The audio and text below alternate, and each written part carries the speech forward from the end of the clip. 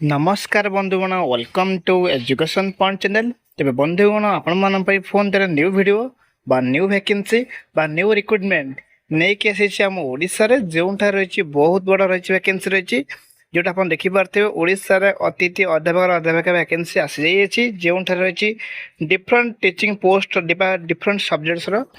Vacancy रही जहाँ समस्ते आवेदन करेंगे पखापाखि teaching and non teaching huge amount vacancy रही जो 30 जिलार समस्ते आवेदन करेंगे। तेज आसन देखा आज कौन कौन वैकेंसी अच्छी क्यों सब्जेक्ट्स रही वैकेंसी रही सहित तार आवेदन प्रक्रिया कौन रही योग्यता कौन रही चयन प्रक्रिया कौन रही सबू डिटेल्स यही वीडियो माध्यम कही रखी जमारे वीडियोटी काटी काटी देखिए ना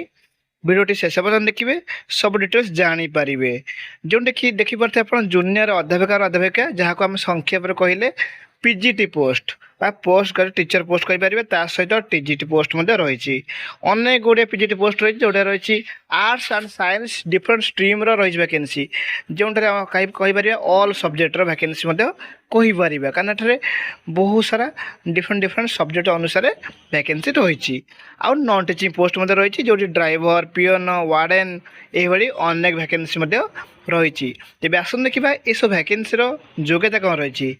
आपण मैंने बड़ मत देखुं लाइक करूँ आउ सपोर्ट मत जारी रखु जहाद्वारा मत मोटिवेशन एवं एनकरेजमेंट मिलूँ। तेज देखूँ ये सब वैकेंसी योग्यता रही देखा कौन रही देखूँ आप +2 एभव योग्यता अच्छी ताहले ये सब नॉन टीचिंग वैकेंसी अच्छी तार एलिजिबल हो पारे जदि आप +3 एभव ता सहित बीड रही कि पीजी बीड रही आपण मैंने पीजी आपण मैंने जूनियर अध्यापिका अध्यापिका पीजीटी पोस्ट एलिजिबल हो पारे यहाँ तार क्लीयरली माने इनफॉरमेशन। तो देखो ये सब पोस्ट आवेदन केमिति करवा आवेदन देखो ऑफलाइन आवेदन हम जो आवेदन प्रक्रिया आपण मैं वीडियो माध्यम कंप्लीटली कही रखी ठीक अच्छे। जदि यही चैनल प्रथम थर अच्छा लाइक करेंगे और सपोर्ट करेंगे और सब्सक्राइब कर रखिए जहाद्वारा मत बहुत मोटिवेशन मिलूँ मुझे न्यू न्यू अपडेट इनफॉरमेशन सबुदिन आनीपारुची। तेज आसन देखिए फुल डिटेल्स कौन रही देखो ये वैकेंसी रही भुवनेश्वर रही वैकेंसी रही जोटा भुवनेश्वर रही सरस्वती ज्ञान मंदिर हायर सेकेंडरी स्कूल तरफ रही वैकेंसी जोटा हायर सेकेंडरी कहीपर कारण ये पीजीटी लेवल वैकेंसी अच्छी जूनियर अध्यापिका और अध्यापिकार लेवल वैकेंसी रही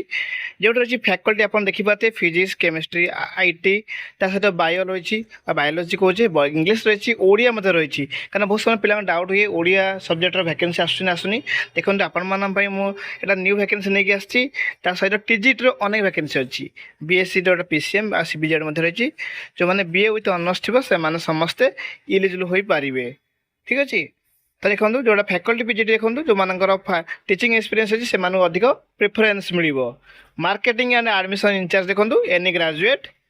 सहित हॉस्टल वार्डन देखो any graduate 5 year experience mention रही जोटा कि मेल एंड फीमेल से पियोन पोस्ट देखो क्वालिफिकेशन 90 पास और 10th पास करते मेल जोटा रही जोटा आपण मैंने समस्ते एलिजिबल हो पारे।